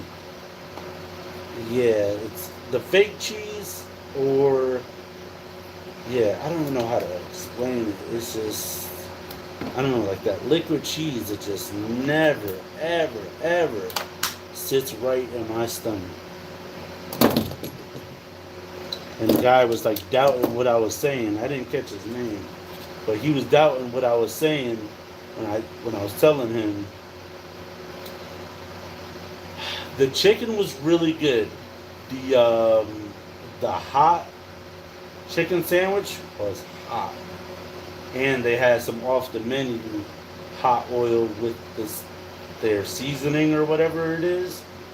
That was dumb hot, but I didn't like the oil and like the off menu seasoning because it was just hot with like no flavor.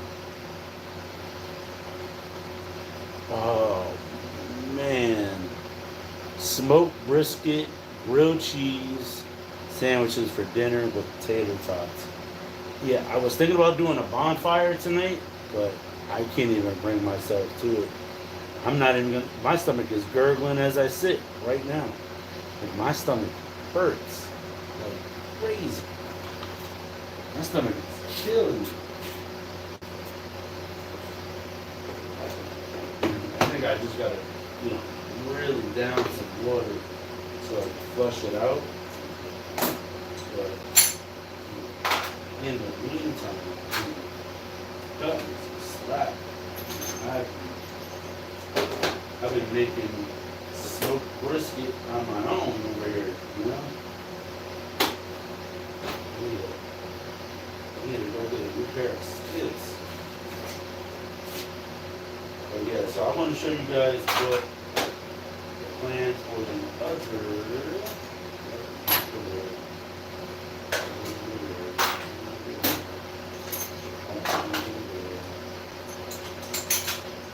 I don't know why somebody stopped it over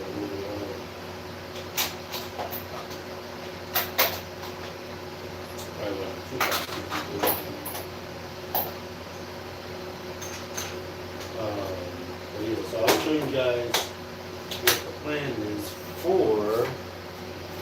Maybe I'll do a video tomorrow. I'm gonna drop this down so we can put some strain on the roof. Where's another box? Right in front of me. Alright, here we go. So here's the other box right here. Oh yeah, blue room time, baby. I tried as soon as I got home and it's just, I'm telling you, it's not fun.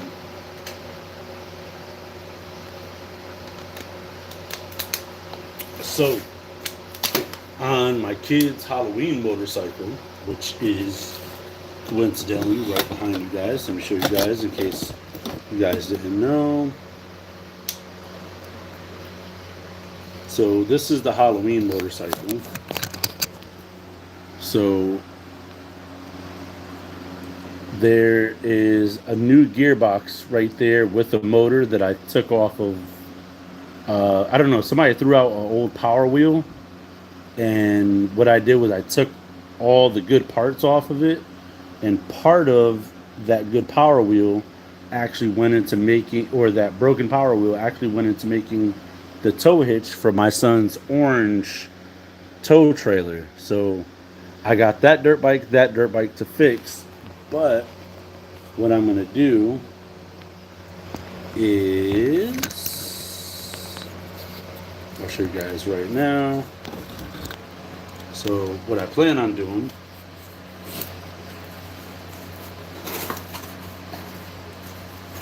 is I plan on making that motorcycle, that Chopper Fat Boy motorcycle, a hybrid.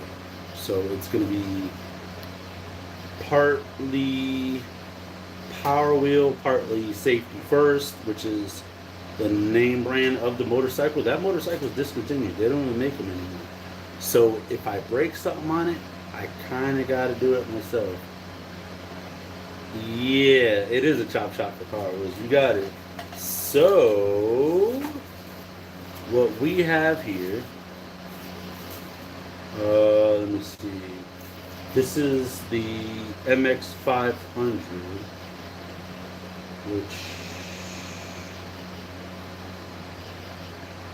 or the 650. Okay, that makes sense.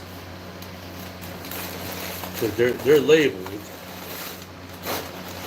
So the reason why I wanted to do that Halloween motorcycle first was because it's like priority, but that one is easier compared to like the Frankenstein of a mess that I got going on over there. So idealistically, this is the game plan. Let me grab my blade and show you guys what the idea was. Speed control, yes. So let me show you. Flip. All right. So if you look right there, that blue dirt bike that's upside down actually needs a speed controller. For some reason, that speed controller isn't working, but it is a, I believe that's a 24 volt dirt bike, and then that 650, I believe that is a 36 volt. So either way, I'm still good. Why? Because that go-kart hanging up there is a 24 volt, but I run that off of two 18 volt. I run that off of two 18 volt Ryobi batteries, and the thing is pretty freaking quick. Like, I can't run and keep up with it. I tell you that. So here's the idea. So the idea is, ideally, or theoretically, I should say, and this is like just like how my thought process is working, because I want to show you guys what this looks like.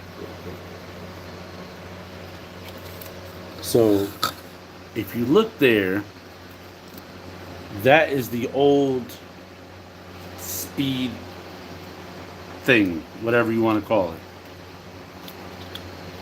which that controls the power to the motor. So inside of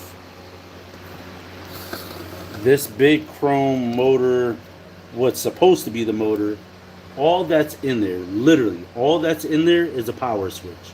So what I got to do is I got to take that whole thing apart, make sure that the power switch on and off still work. If it doesn't, I got to find a replacement power switch. Cool, not a problem. And then this is where we get into the nitty gritty. So here is what my idea is.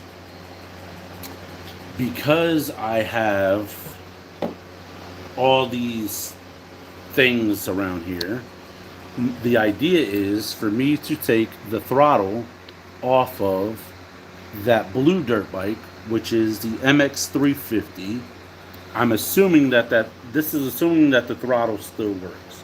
But what I will do is I will take this brand new speed controller, brand new, just bought it. It says running voltage 24 volts, maximum current 30 amps, and then it says a whole bunch of other stuff. I ended up buying this for like $25 or something like that from the original, from Razer. It's official Razer parts. The idea is I'm going to take this speed controller, put it in that motorcycle, run the power, split it between the two motors, because there's two motors, two gearboxes on this motorcycle. So I got, let me show it.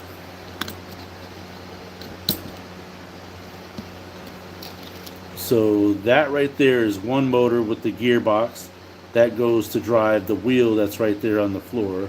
And then on the other side you can't see, but there's another motor, another gearbox. So what I would do is eliminate all that wiring right there, have positive, negative there, positive, negative there, run it to this one, which I know based off of the wiring on the current dirt bikes,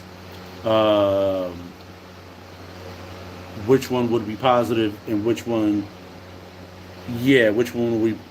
would be positive and which one would be negative. Now, the only foreseeable issue that I'm going to have, two foreseeable issues, that red button right there, when my son pushed that, the bike would just take off. Like, it had like so much torque.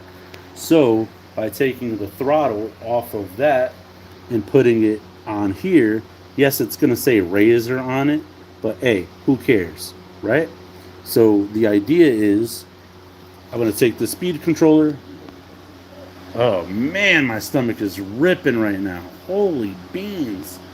That's what it feels like. I ate some holy beans. Ah. So, sorry, that was a little bit inappropriate. Oh man, I can't even concentrate.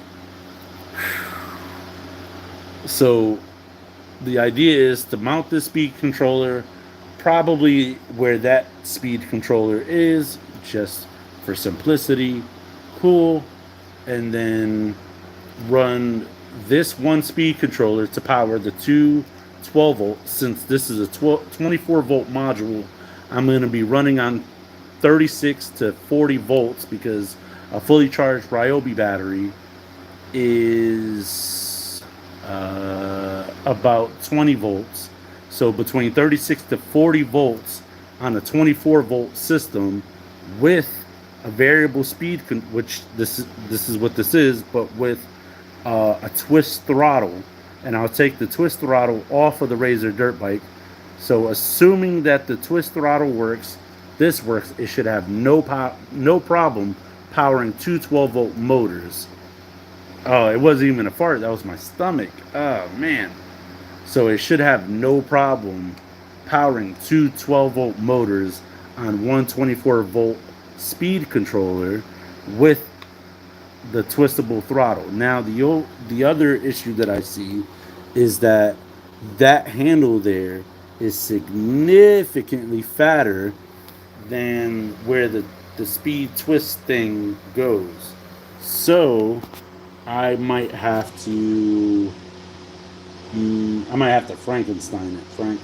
So I'll see what other alternatives I have. But yeah, that's the only thing that I see that could possibly mess up this whole Frankenstein experience. So yeah, I got the smaller speed controller, and then worst case scenario, I do have the MX650 brand new speed controller that I plan on putting in, making sure that works, making sure the brakes work, all of that stuff, and I want to sell the MX650. And if all I had to do was buy a $25 to $30 speed controller, and I could sell that dirt bike with. I'll install, you know, 2, maybe 3 Ryobi batteries in it. Include the charger. Maybe do some like Velcro straps to like hold it down. I think that'll be perfect. And since it's variable speed, the kid can control the speed, and it's not going to take off like a bat out of you know what. So, but yeah, that's a project for another day. I'm going to go get cleaned up. I'm going to go lay down. I don't feel good. My stomach hurts. But yes, the food was good. I liked it. It did not like me. So, you take it for what it's worth. Oh man, but yes, I am really tired, and I've had such a long day, but the ending is bittersweet because I would like to spend more time with you guys. Normally Saturday nights I do a really big bonfire for the family, but you know, I would love to bring you guys, but I am not up to it right now. So I do appreciate you guys watching. I do appreciate all the live donations that you guys give on the channel for the back to school supply drive. We did do that earlier today, so if you did not have a chance to, I recommend that you guys go check that out. It is live on the channel. And yeah, we gave away a good amount of stuff, not as much as we normally do, because normally we go home with almost nothing. I mean, this time we had pens, pencils, stuff like that, a couple notebooks, binder, but you know, we do what we can. So I do appreciate you guys watching. I'm unfinished getting cleaned up here, and yeah, I am going to call it a night. I am tired. I slept for 11 hours. I went to bed at like 9 p.m. yesterday. Woke up at 8, and I'm still not well rested. So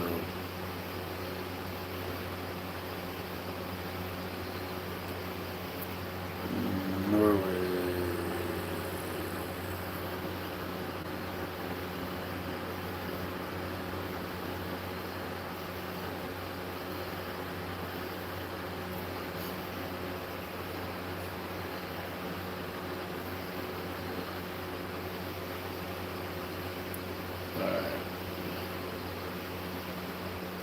So yeah, Norway just got put on timeout. So I appreciate you guys watching. Be good, be safe. Thank you guys for all the continued love, support, and love, support. I can't even think. My stomach is gurgling right now.